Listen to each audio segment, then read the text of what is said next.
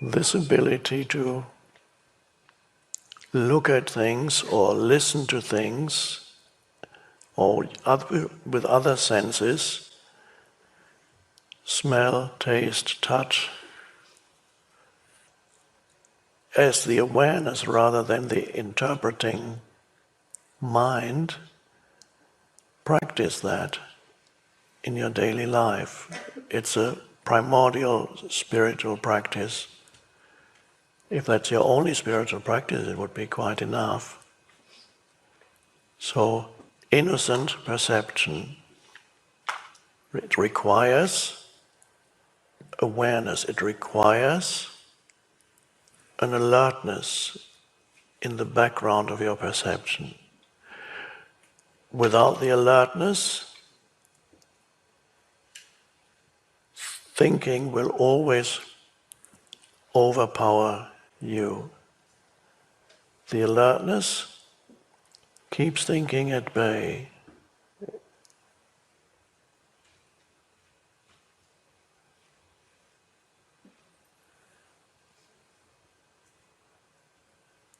You remember the story I wrote about in the New Earth? It's an ancient Zen story where the disciple and the Zen master are walking on a long journey through the mountains. And then they stop for a little picnic. And then the disciple, who is still having problems understanding what Zen is all about, he's only been there for 10 years, he asks the master, I don't quite get it yet. How do I enter Zen? Meaning, how do I enter the state of consciousness that is Zen? How do I? And the master looks at him and says, can you hear the sound of that mountain stream?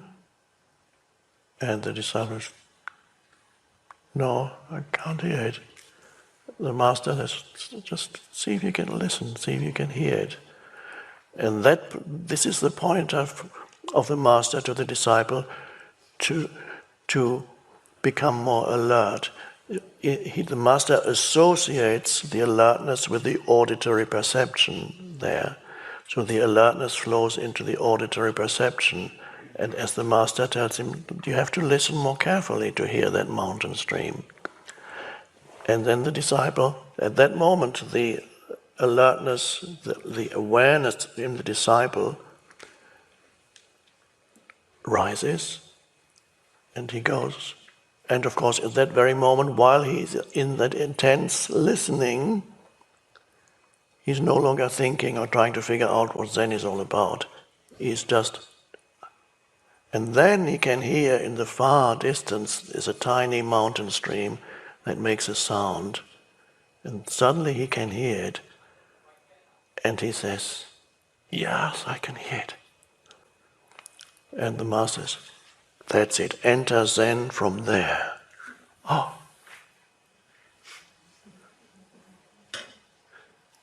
This is a practical, to show by means of practical example what that means, that alertness.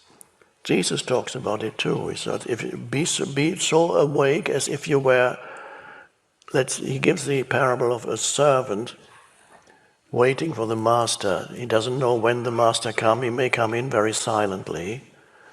So you have to be alert. Don't go to sleep. Be alert and wait for the master. So the servant is sitting in that house. The door, maybe in my version of the story, the servant is on the upper floor. And the master is could come in any moment. And the master is very quiet. So you go. So the servant basically would be in continuous presence. Otherwise he might miss the master.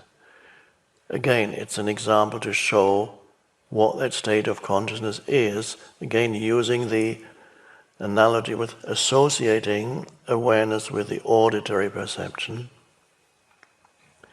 You can associate it with other perceptions too, or with all perception, or with no perception.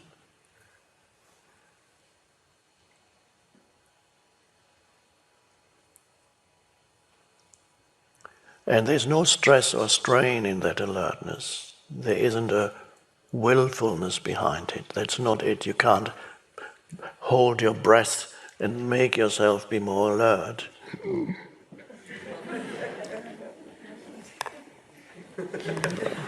I still can't hear the mountain stream. You have to. It's a relaxed alertness. That is one. I'll sometimes use the expression vibrational frequency, and there is a truth behind it. Whether or not it's scientific, I don't care. By the way, I can sense because I also experience fluctuations. There's always a certain alertness in the background. But sometimes there's an increase in alertness, and sometimes it recedes, it's in the background, the awareness. And then the awareness, the light gets lit like a dimmer switch. It goes,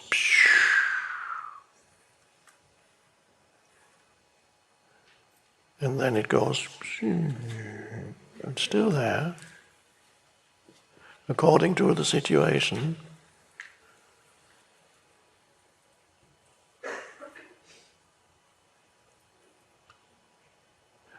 No, the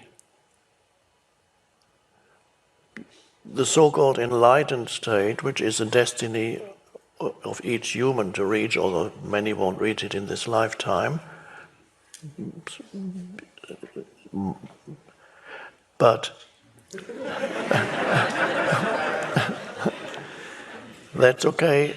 That would mean there's a continuous background awareness, Indian continuous.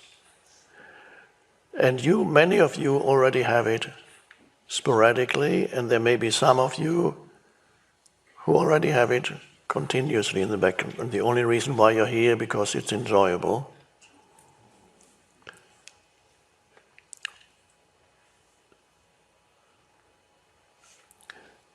But there's no point in asking, when is it going to be continuous for me? Irrelevant question. The only true question is it there now? That's the only place where it can be, now. If it's not, whether it's going to be there 10 minutes from now, who knows? Is it going to be there next week when I get home? Who knows? But when you get home, it's now. So the only relevant question is, am I aware now?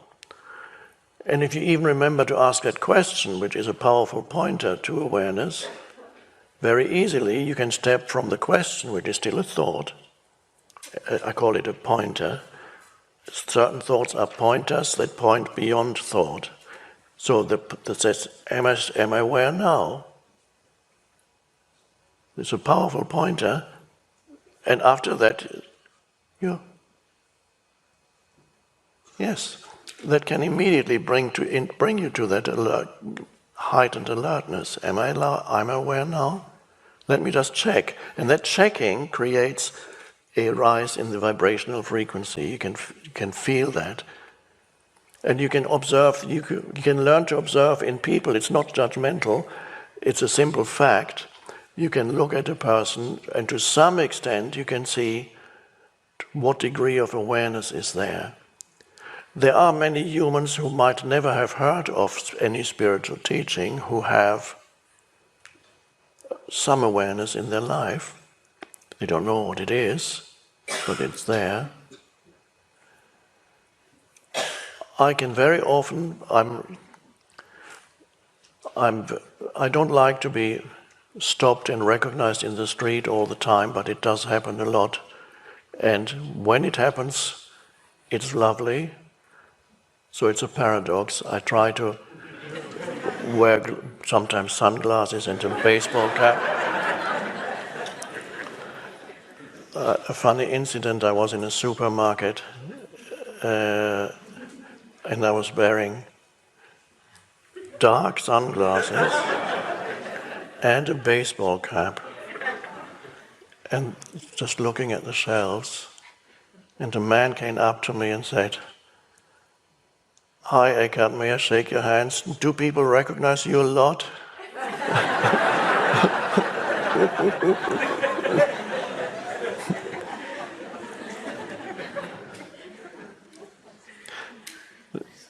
Now, I am saying this is quite not infrequently.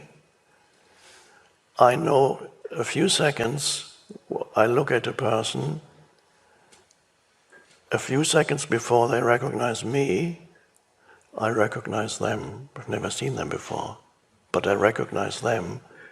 I know there's a fairly strong presence there. And then I know, oh, this person is going, and this is not a thought, it's just a realization, this person is going to recognize me.